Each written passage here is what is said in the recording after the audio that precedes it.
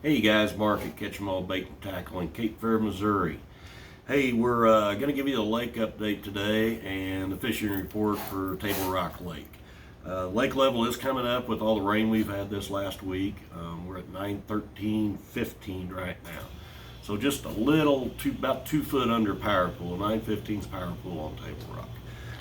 The temperature down at Cape Fear this morning, we were up around Woolly Creek. Before the rain started, it was right around 52 degrees. I'm sure with this water coming in, it's going to cool off a little bit for us. Hopefully get down around, into the low 40s pretty quick. Ants Creek on Monday was right at 53 degrees. So it's starting to cool off a little bit. We've dropped a couple degrees in the last week or so. Make sure when you're running out there, guys, with all this rain, there's a lot of debris floating around. There's going to be more rolling in after today. So just be cautious of that and make sure you're keeping an eye out on that. We're going to start off today with the crappie tips. Real similar to last week, we were doing the same thing, chasing the crappie off the trees. The two colors we did good on this week was the poison ivy, and that's more of a pink with kind of a translucent green in it. And then the other color we did pretty good was the gecko, and that's the green with the black spots on it. Keep in mind with this water getting muddier, you're going to want to use those brighter colors. In the clear water, if you're still up Main Lake, keep with your monkey milk, your American, your more translucent colors on it. Still using the pink heads. We used the 16ths, but I noticed the other day the crappie were moving just a little bit faster. So what we did is we moved to a little bit heavier head, and this is the poison ivy color on that heavier head.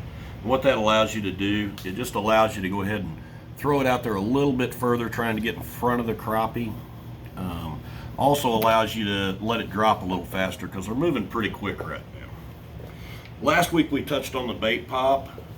What I wanted to show you this week with the bait pop is just how I apply it on the crappie jigs. It doesn't take a whole lot. I've been using the same tube for about 2 months now.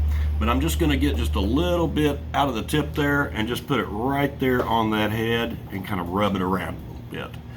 Now, if you're in real windy conditions, you might even want to run some right down the back right here. And it does not take much, guys. But that'll allow that jig to shine a whole lot better on your live scopes. A lot of guys have been doing pretty good on minnows here lately, so I would keep some minnows in the boat for when you catch those crappie that are going down a little bit deeper. Our bassing update this week, I've been hearing a lot on the jigging wraps. This is a W9 in the pearl white. This is going to get you down under those schooling fish and when they're feeding on those shad and stuff. And then we have the W7, which is in kind of the silver color. And again, you want to drop that down, get it below that shad school or right above that shad school, wherever the fish are feeding. And then every once in a while, just give it a jerk. And with the fins on that jigging wrap, it's going to shoot kind of sideways when you jerk it. If you're up in the river, up in the little bit muddier water and stuff, right now the spinner baits are doing good. What I'm throwing is the War Eagle. I like that copper blade with the silver blade on the War Eagle. And I'll trail that with a just a number 3/0 Gamakatsu trailer hook called. This week, our Garmin tip of the week was to change your install depth on your live scope to 2 foot. And what that does with the Garmin live scope, it comes from the factory set up at a one foot install depth. So if you change that install depth down to 2 foot, that allows, it kind of fools a little bit, and when you throw that bait out there, it allows you to see that bait actually splash on top of the water. So you can pick it up just a little bit quicker, a little easier to track on that. Our Garmin tip of the week last week was make sure you update everything once you get it. A couple things I wanted to reiterate on that. When you get ready to do your updates, you're going to want a 16 or a 32 gigabyte micro SD card.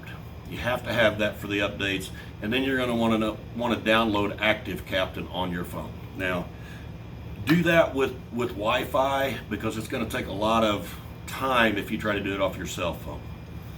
Rochelle will do them here for a fee. She can do your updates on all your Garmin products at the same time. The product we want to kind of highlight this week is the Outlaw crappie rods. Kind of hard to get it in and around here. This is a 7.2 two-piece IM7. And I'll turn it over there. Outlaw crappie rod. It is a two-piece, so it will come apart for easier stowing. Excellent sensitivity on these rods, guys. The Outlaw guys came down last week for our crappie tournament, displayed some of their rods and stuff, gave some demos. We're going to try to get them down on our next crappie tournament. Keep in mind, we're still booking crappie and spoonbill trips. Your spoonbill trips you want to try to get in pretty quick because they are starting to fill up fast. The crappie trips right now, we're doing 4-hour trips. We're starting, depending on the weather, we're starting between 9 and 10 in the morning, and then we'll run about 4 hours. And Sunday we had a crappie trip. They caught 26 keeper crappies on Sunday. Ended a little bit short that day because of some weather issues, but all in all, a real good trip.